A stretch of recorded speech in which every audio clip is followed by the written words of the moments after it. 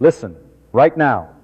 What do you hear? Traffic outside, a fan humming, your own breathing, maybe music playing, sound. Everywhere, obvious, real. You've been hearing since before you were born. Sound is one of the first things you ever experienced. In the womb, you heard your mother's heartbeat, her voice, the muffled world outside. Sound has been with you every moment of your existence. It's as real as anything could be. Wrong. Completely, catastrophically, fundamentally wrong. Sound doesn't exist. Not out there. Not in the world. Not anywhere except inside your head. The universe is silent, perfectly, absolutely, eternally silent. And when you understand what's really happening, when you hear, you will never trust your ears again. Let me show you. Here's what you think happens when you hear something. A guitar string vibrates. It creates sound waves. Those waves travel through the air. They enter your ear. You hear music. Simple. The sound is out there. You're just detecting it. The guitar makes sound. You hear the sound. Wrong. The guitar makes no sound. Nothing makes sound. Sound is not a thing that exists in the world. Sound is an experience created entirely inside your skull. Let me prove it to you. What actually happens when a guitar string vibrates? The string moves back and forth. As it moves forward, it pushes air molecules, compresses them together. As it moves back, it creates a gap, a rarefaction. The compression pushes the next molecules, which push the next, which push the next. A wave of compression and rarefaction spreads through the air. That's all that happens in the physical world. Molecules bumping into molecules. Pressure variations. Nothing more. Is that sound? No. That's just air molecules moving. Pressure going up and down. Where's the sound? Where's the music? Where's the pitch and the tone and the richness? Not in the air. Not in the vibrations. Not anywhere in the physical world. The air molecules don't know they're carrying music. They're just bouncing around according to physics. Mindlessly. Meaninglessly. No sound. The sound happens later. In your ear. In your brain. Here's what actually creates sound. The pressure waves enter your ear canal. They hit your eardrum, a thin membrane that vibrates. The vibrations pass through 3 tiny bones, the smallest bones in your body, the hammer, the anvil, the stirrup. These bones amplify the vibrations, pass them to the cochlea, a spiral-shaped organ filled with fluid. Inside the cochlea are hair cells, thousands of them. When the fluid vibrates, different hair cells respond to different frequencies. High frequencies activate hair cells near the entrance. Low frequencies activate hair cells deeper inside. The hair cells convert vibrations into electrical signals. Those signals travel up the auditory nerve to the brain. And somewhere in the brain, somehow, those electrical signals become sound. The sound you hear is not in the guitar, not in the air, not even in your ear. The sound is in your brain, created by neurons firing. The experience of music, of voice, of thunder, of whispers, all of it is generated inside your skull. The universe is silent. Your brain adds the soundtrack. Think about this carefully. The air pressure goes up and down. That's objective, measurable, real in the external world.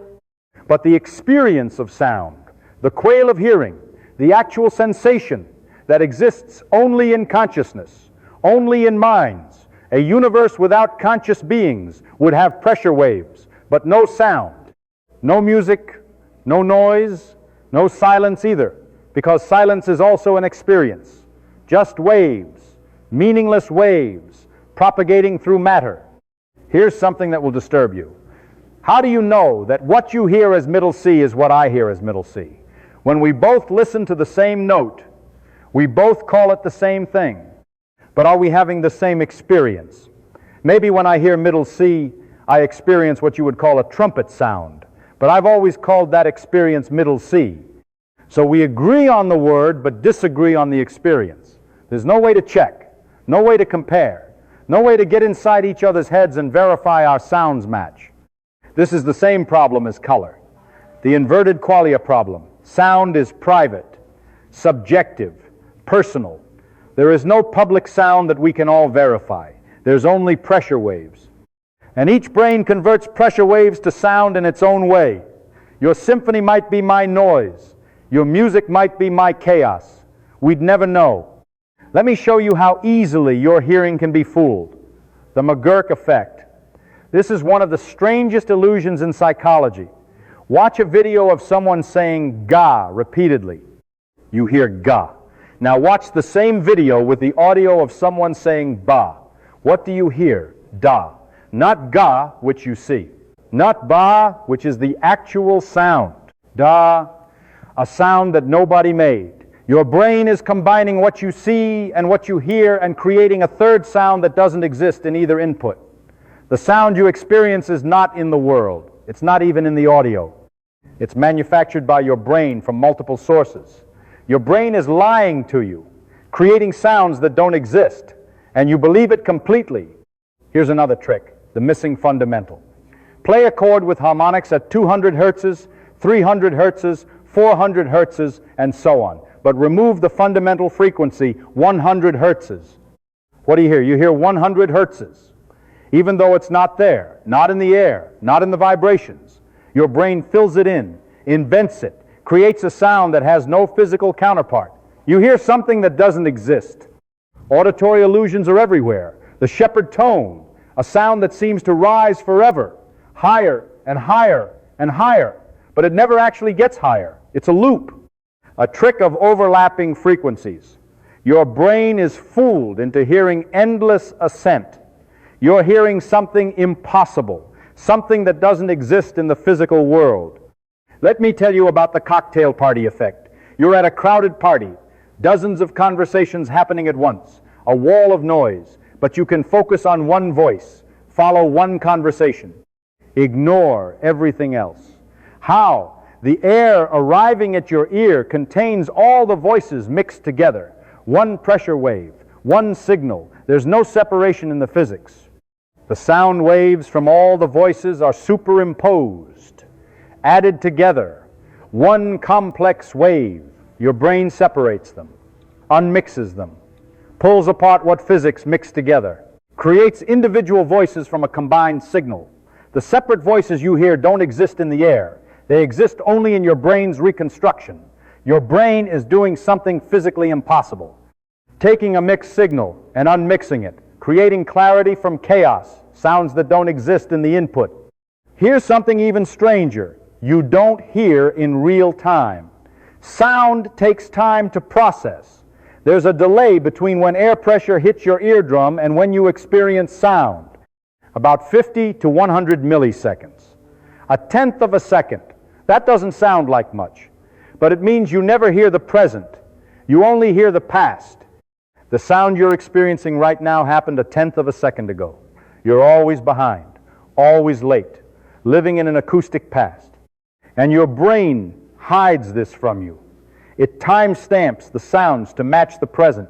It synchronizes audio with video, even though they arrive at different times. Light is fast, sound is slow. When you see someone speak, the light reaches you almost instantly. The sound takes longer. Depending on distance, the gap can be significant. But your brain syncs them up, makes the lips match the words, even though physically they don't. Your brain is a post-production studio, taking raw inputs, editing them, synchronizing them, adding effects, creating a seamless experience that doesn't match the raw data at all. The sound you hear is a heavily processed, edited, reconstructed version of reality, not reality itself. Let me tell you about what sound actually is at the physical level. Pressure waves. That's it. Compression and rarefaction of molecules. In air, the molecules are mostly nitrogen and oxygen. When something vibrates, it pushes these molecules. They push their neighbors. A wave of pushing spreads outward. About 343 meters per second in air at room temperature. When the wave reaches your ear, the pressure variations move your eardrum. But here's the thing. The molecules themselves don't travel. This is a common misconception. People imagine sound as molecules flying from the guitar to your ear. No. The molecules just jiggle back and forth, a tiny amount, microscopic. They pass the push to their neighbors. Like a wave in a stadium crowd, the people don't move around the stadium. They just stand up and sit down. The wave moves. The people stay roughly in place. So nothing actually travels from the guitar to your ear except a pattern of pushing information, you might say, the shape of the wave. But not stuff, not matter, not sound. Sound is what your brain creates when it receives this pattern. The pattern is in the air. The sound is in your head. Let me tell you about sound in space. You've heard this before. In space, no one can hear you scream. Why? Because space is a vacuum. No air, no molecules, nothing to push. Sound waves require a medium, something to vibrate. In the vacuum of space, there's nothing to carry pressure waves, so there's no sound. But wait, think about what this means. The sun is a massive nuclear explosion, continuous thermonuclear fusion. If you could hear it, it would be deafening, overwhelming, the loudest thing imaginable. But you can't hear it, not because it's quiet, because space is silent. The sound never reaches you. The vacuum absorbs everything. The sun roars, but the universe doesn't carry the message. All of space is silent. Every explosion, every collision, every catastrophic event, silent. Stars exploding in supernovas, silent. Galaxies colliding, silent. Black holes devouring stars, silent. The universe is a silent movie. The soundtrack is added by brains on planets with atmospheres. Without us, without conscious beings, the cosmos makes no sound. None, ever. Here's something that will really twist your brain. What about when you imagine a sound? Close your eyes and imagine your favorite song. Hear it in your head. That sound has no pressure wave, no vibration, no physical cause at all. Yet you hear it. The sound is entirely in your brain, generated without any external input. This proves that sound is a brain phenomenon. The brain can create sound from pressure waves, but it can also create sound from memory, from imagination, from nothing at all. In dreams, you hear sounds, vivid sounds, conversations, music, thunder. There's no air in your dreams, no pressure waves, no physics, just brain activity creating the experience of sound. The brain doesn't need ears to create sound. People who are deaf from birth can have cochlear implants and hear for the first time. What they experience is sound, real sound to them. But it's created by electrical stimulation of the auditory nerve, not by air pressure. The brain converts electricity into sound because sound is what the brain does, not what the world contains. Let me tell you about the frequency range of human hearing. We can hear from about 20 hertzes to 20,000 hertzes, 20 vibrations per second to 20,000 vibrations per second. Anything below 20 hertzes is infrasound. Anything above 20,000 hertzes is ultrasound. These exist. These are real pressure waves in the air, but we don't hear them. They're not sound to us. Think about what this means. There's a whole world of vibration we're deaf to. Elephants communicate in infrasound, frequencies too low for us to hear. They're having conversations and we're oblivious. Bats use ultrasound, echolocation. They're screaming and we hear silence. Dogs hear frequencies we can't. There are sounds in the room right now that you'll never hear. Not because they're not there, because your ears can't detect them. The sound you experience is a narrow slice of vibration. A thin band of frequencies, like visible light, is a thin band of the electromagnetic spectrum. There's so much more out there that you're blind and deaf to. Your reality is filtered, limited, a tiny window into the actual range of vibration. Different animals have different windows. Dolphins hear up to 160,000 hertzes, 8 times higher than humans. What does that sound like? We can't know. We can't experience it. Our brains can't create those sounds because our ears can't detect those frequencies. The dolphin's sound world is alien to us, incomprehensible, beautiful maybe, but inaccessible. Let me tell you about how your brain locates sound. You hear something to your left. How do you know it's to the left? two ways. First, the sound reaches your left ear slightly before your right ear.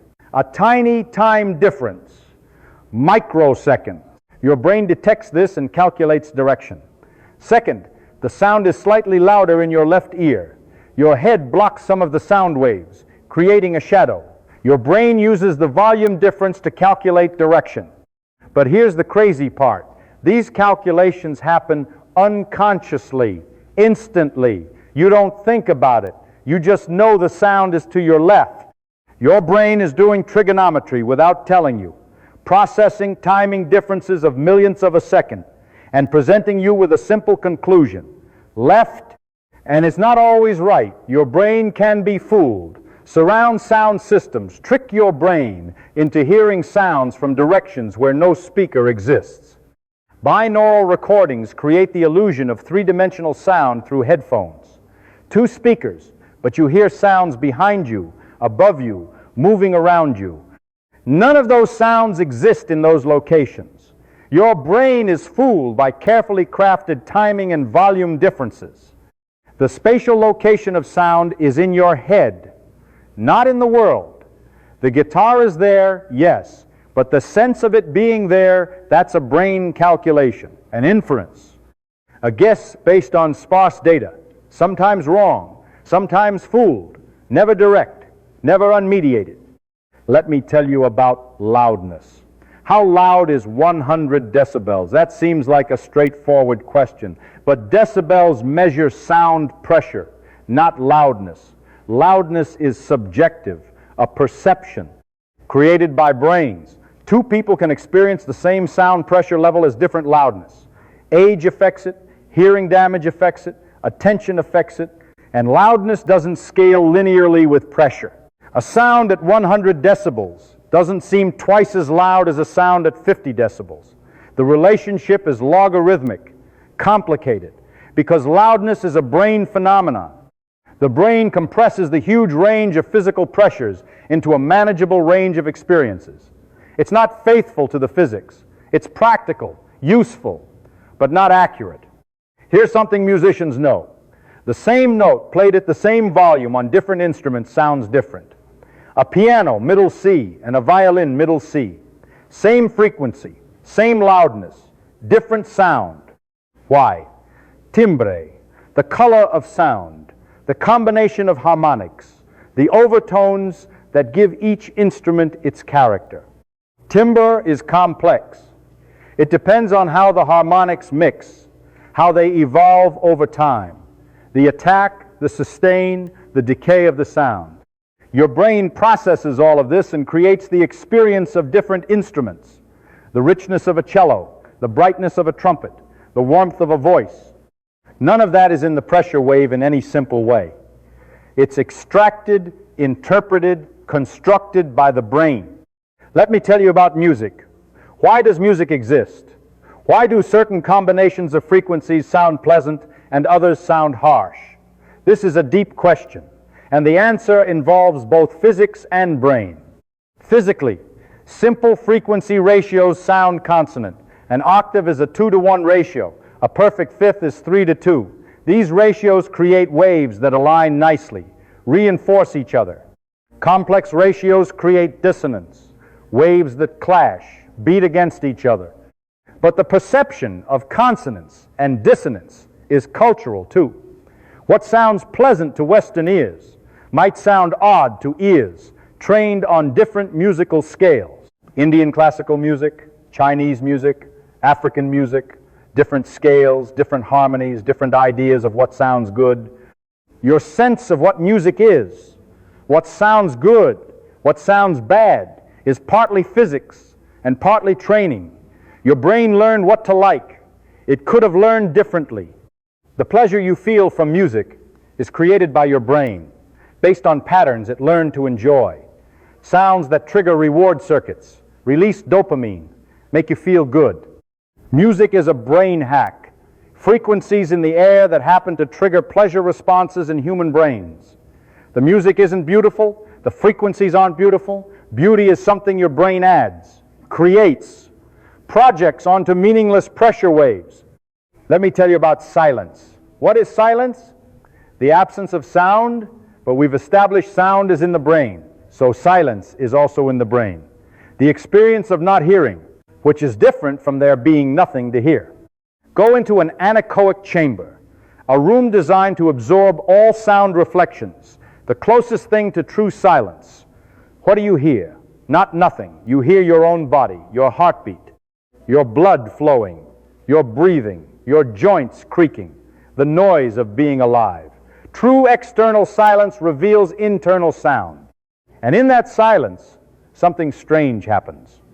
People often hallucinate sounds. The brain expects input. When input is absent, the brain invents it, creates phantom sounds.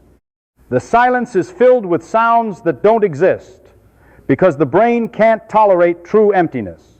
It fills the void. Tinnitus is a permanent version of this. Ringing in the ears that has no external source. Millions of people hear sounds that don't exist. Sounds created entirely by the brain, sometimes caused by damage, sometimes with no clear cause. The brain just generates noise, persistently, maddeningly, sound without source. Let me tell you about how sound affects your body. Bass frequencies you feel more than hear. The thump of a drum, the rumble of thunder. Low frequencies vibrate your whole body, your chest, your bones. You feel the sound. But feeling is not hearing. The sound experience is still in your head. The body sensation is separate. Loud sounds can damage your ears, physically destroy the hair cells in your cochlea. Once destroyed, they don't grow back. Hearing loss is permanent. But here's what's strange. The damage is to your ear, to the hardware. But the experience of hearing loss is in the brain. The brain expects input that no longer comes. Sometimes it compensates, creates phantom sounds, makes hearing aids necessary, not because they create sound, but because they provide input for the brain to work with. Let me tell you about language. You hear speech, words, meaning. But where does the meaning come from? Not from the sound waves. The sound waves don't know they're carrying language. They're just pressure variations. The meaning is added by your brain, based on patterns you've learned. A brain that doesn't know English hears the same pressure waves and extracts no words, just noise. The words are in you, not in the air. And speech recognition is incredibly complex. We speak in continuous streams, no gaps between words. The sounds blur together, yet you hear distinct words. Your brain segments the stream, finds the word boundaries, fills in missing sounds, corrects for accents, compensates for noise. The words you hear are reconstructions, best guesses, not direct transcriptions. People who lose hearing as adults often say they forget what sounds sound like. The memories fade. They can't imagine their loved ones' voices, can't recall music.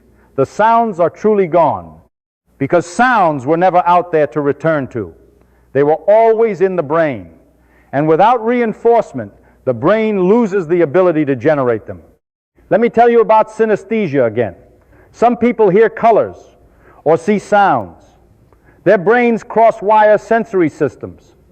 Music creates visual experiences, shapes, colors, movements. For them, sound is not just auditory, it's visual too. This proves that sound is a brain phenomenon. It can combine with other senses. It can be triggered by non-auditory stimuli. It's not locked to ear input.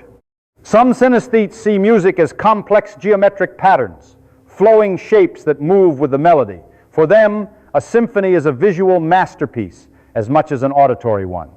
Their brains create experiences that most of us never have. Different brains, different sounds, different realities. Let me tell you about the evolution of hearing.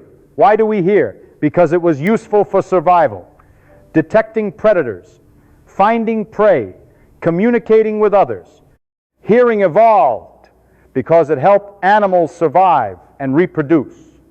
The experience of sound is a feature evolution built into brains because it was adaptive. But this means sound is somewhat arbitrary. Evolution could have built different systems, different mappings from vibration to experience. On another planet with different evolutionary pressures, hearing might work completely differently, might sound completely different. Our sound is just one solution to the problem of detecting vibrations. Not the only solution, not the best solution, just our solution. Here's the deepest realization. The universe doesn't sound like anything. Sound is not a property of reality. Sound is a property of certain kinds of brains. Brains that evolved to convert pressure waves into experiences. Without such brains, the universe is silent, not quiet, silent. There's a difference. Quiet implies sound could exist but is low. Silent means no sound at all. The universe is silent. All the sounds you've ever heard were created by your brain. Every voice, every song, every crash of thunder, every whisper of wind, your brain made them all. From pressure waves that don't sound like anything because they can't sound like anything, because sound requires a brain to exist. Right now, pressure variations are entering your ear. Your brain is converting them to experience. You hear something, maybe the hum of electronics, maybe distant traffic, maybe nothing but the sound of your own thoughts. Whatever it is, it's happening inside you, created by you, a private concert that no one else can hear, because sound doesn't exist except in the minds that make it. The guitar doesn't make sound, the speaker doesn't make sound, the voice doesn't make sound. They make pressure waves. Your brain makes sound. You are the musician, the audience, the concert hall, the sound, all of it, happening in the silence of a universe that never made a noise. Sound doesn't exist, and everything you've ever heard proves it, because you're the one doing the hearing. You're the one creating the sound in a cosmos that is, and always has been, perfectly silent. Welcome to the quiet. It's louder than you ever imagined. Let me tell you about something that will really shatter your understanding. Bone conduction. You can hear without your ears. Press a vibrating tuning fork against your skull. You hear it. The vibrations travel through your skull bones, directly to your cochlea, bypassing your ear canal entirely. Beethoven used this when he went deaf. He would bite a rod connected to his piano to feel the vibrations, to hear through his bones. This proves sound is not about ears. It's about getting vibrations to the cochlea, to the brain. The path doesn't matter. Air, bone, whatever. As long as vibrations reach the cochlea, you hear. The sound happens in the brain. The delivery mechanism is flexible. Some modern headphones use bone conduction. They sit on your cheekbones, not in your ears. You hear music while your ears remain open to the environment. Sound without ear involvement. Because ears are just one pathway, not the only one, not the essential one. The brain is essential. The ears are optional. Let me tell you about echolocation in humans. Blind people can learn to click their tongues and listen to the echoes. They can navigate, detect obstacles, even identify objects. They hear the shape of the world. This is echolocation, like bats, like dolphins, in humans. Some blind echolocators are remarkably skilled. They can ride bikes, play basketball, hike through forests, all by listening to clicks bouncing off objects. Their brains have adapted. Learn to extract spatial information from sound, information that sighted people ignore completely. This shows how plastic the brain is, how flexible sound processing can be. The same pressure waves carry completely different information depending on how your brain processes them. A sighted person hears a click. A skilled blind echolocator hears a three-dimensional map of the room. Same input, radically different output, because sound is a brain creation, and brains can be trained to create differently. Let me tell you about audio pareidolia. This is hearing patterns that aren't there, hearing words in random noise, hearing your name called when nobody called, hearing music in the hum of appliances. Your brain is a pattern-matching machine. It finds patterns even where none exist. It hears signals in noise. This is why people hear ghosts, hear demons, hear messages from beyond. Their brains are creating sounds from ambiguous input, finding words in static, meaning in randomness. The sounds are real to them, but they're brain creations, not external phenomena. Electronic voice phenomena, EVP, ghost hunters record static and claim to hear spirits speaking. They do hear words. Their brains create words from noise, but the words were never there, were never spoken, were manufactured by brains desperate to find patterns. Let me tell you about the sound of your own voice. You hate hearing yourself on recordings. Everyone does. Why? Because you normally hear your voice through two channels. Air conduction, like everyone else hears you, and bone conduction through your skull. The bone conduction adds bass, makes your voice sound deeper, richer, fuller. When you hear a recording, you only get air conduction, the version everyone else hears. It sounds thinner, higher, wrong. You don't recognize yourself. The voice you've heard your whole life is not the voice you actually have. Your self-sound is an illusion, a private experience that doesn't match public reality. This is disturbing when you think about it. The most familiar sound in your life, your own voice, and you've been hearing it wrong, a version that doesn't exist for anyone else. Your private voice versus your public voice, they don't match. And you've never known your public voice, not directly, only through recordings that feel alien. Let me tell you about ASMR, Autonomous Sensory Meridian Response. Certain sounds trigger tingles in some people. Whispers, soft tapping, crinkling paper. These sounds create physical sensations, pleasurable shivers down the spine, relaxation, euphoria even. Not everyone experiences ASMR. It's a brain thing, a particular wiring. For those who have it, certain sounds trigger reward responses. Happy chemicals, physical pleasure from whispers. The sounds aren't inherently pleasurable.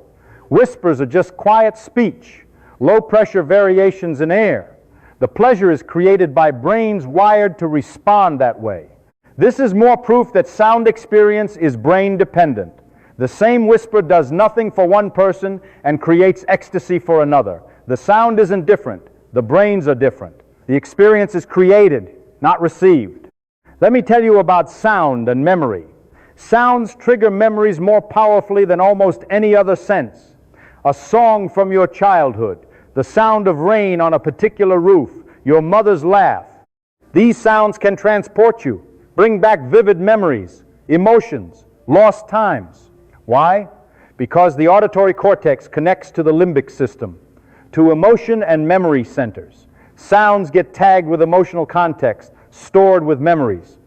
When you hear the sound again, the memories surface.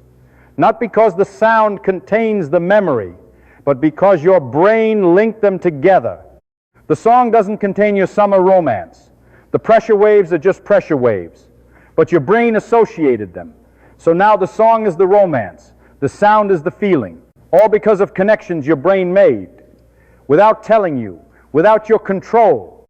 Let me tell you about the weaponization of sound. Sound can be used as a weapon, sonic weapons, long-range acoustic devices that can cause pain, disorientation, even permanent hearing damage. Infrasound weapons that create fear and unease. Sound as violence. But here's the thing. The sound itself isn't harmful. The pressure waves are. The physical vibrations that damage ear structures, that shake organs, that disrupt brain function. We call it sound because it's in the hearable frequency range. But the damage is physical, mechanical. The experience of pain is created by brains responding to damage signals. Some sounds make you physically ill, not through meaning, but through frequencies. Certain low frequencies cause nausea, anxiety, a sense of dread. These effects are physical, visceral. Your body responds to vibrations in ways your conscious mind doesn't control. Haunted houses often have infrasound sources. Old fans, certain wind patterns, frequencies below conscious hearing that create unease. People feel scared without knowing why. They attribute it to ghosts. It's just infrasound tickling their fear responses. Sound that isn't sound, below hearing but above nothing. Let me tell you about the limits of digital audio. CD quality is 44,100 samples per second. Each sample captures the pressure at that instant. 44,100 snapshots per second. Is that enough to capture sound? Mathematically, yes. The Nyquist theorem says you can perfectly reconstruct any frequency up to half the sample rate. So 44,100 samples can capture frequencies up to 22,050 hertzes above human hearing. Perfectly adequate. But some audiophiles insist they can hear the difference between CD quality and higher resolutions. 96,000 samples. 192,000 samples. Can they really? Double-blind tests say mostly no. They can't reliably distinguish. Their brains tell them there's a difference, but there isn't. The perceived improvement is placebo, expectation, brain creation. This is fascinating. People hear differences that don't exist in the waveform. The physical signal is identical, but the experience differs based on belief. What you think you're hearing affects what you hear. Sound is not just brain creation. It's brain creation influenced by expectation, context, belief. Let me tell you about audio deepfakes. AI can now synthesize any voice. Given enough samples, AI can make anyone say anything in their exact voice, indistinguishable from real recordings. The pressure waves are different, computer generated, but your brain hears grandma, hears the president, hears anyone. This shows that voice recognition is pattern matching. Your brain matches patterns. If AI creates the right patterns, your brain is fooled. The person never spoke. The words were never said. But you hear them, believe them, react to them, because sound is a brain phenomenon, and brains can be hacked. Let me tell you about the final frontier of sound, direct brain stimulation. Scientists can now stimulate the auditory cortex directly, bypass ears entirely, create the experience of sound through electricity alone. No air, no vibration, no cochlea, just electrodes triggering neurons. This is being developed for the deaf. Auditory brainstem implants, auditory cortex implants, devices that create hearing by stimulating the brain directly. The person hears, really hears, experiences sound. But no sound waves were involved, just electricity, pretending to be pressure, pretending to be experience. This is the ultimate proof. Sound is brain activity. Create the right brain activity, you create sound. The pathway from ear to cochlea to nerve is just one way to trigger that activity, not the only way, not the essential way. The brain is what matters. Everything else is just delivery. Let me tell you what this means for reality. If sound is brain creation, what else is? We've discussed color, also brain creation. Wavelengths in, color experience out. What about temperature? What about pain? What about all sensory experience? The answer is disturbing. All of it, all brain creation. The world you experience is a simulation run by your brain, based on data from senses, but not identical to that data. Not a direct window to reality. A reconstruction, an interpretation, a creative act by 3 pounds of neurons. The universe is not what you perceive. The universe is mathematics, physics, atoms and forces and fields. No color, no sound, no smell, no taste, no warmth, no texture. Just particles following equations. Your brain takes this and creates a world, a livable world, a navigable world. But not the world as it is. Sound doesn't exist in the universe. Sound exists in the bubble of experience your brain creates. Inside that bubble, sound is as real as anything. Outside that bubble, there's only vibration, only physics, only silence. Here's the beautiful part. The silence is not empty. The silence contains everything. All the vibrations that could become sounds. All the frequencies waiting for ears. All the music inherent in the mathematics of pressure waves. The silence is pregnant with potential sound. It just needs minds to give birth to it. You are such a mind. Every moment you create sound from silence. You paint the world with audio. You compose the soundtrack of your life from raw vibration. You are the musician and the audience, the creator and the experiencer, the silence and the sound. Sound doesn't exist, and you make it exist every moment with every firing neuron in the private theater of your consciousness, where the universe's silence becomes your symphony. That's the truth about sound. It's not out there. It's in here, in you, created by you, for you, the most private performance imaginable, playing continuously until the show ends and silence returns. Real silence, the silence that was always there before your brain started making noise.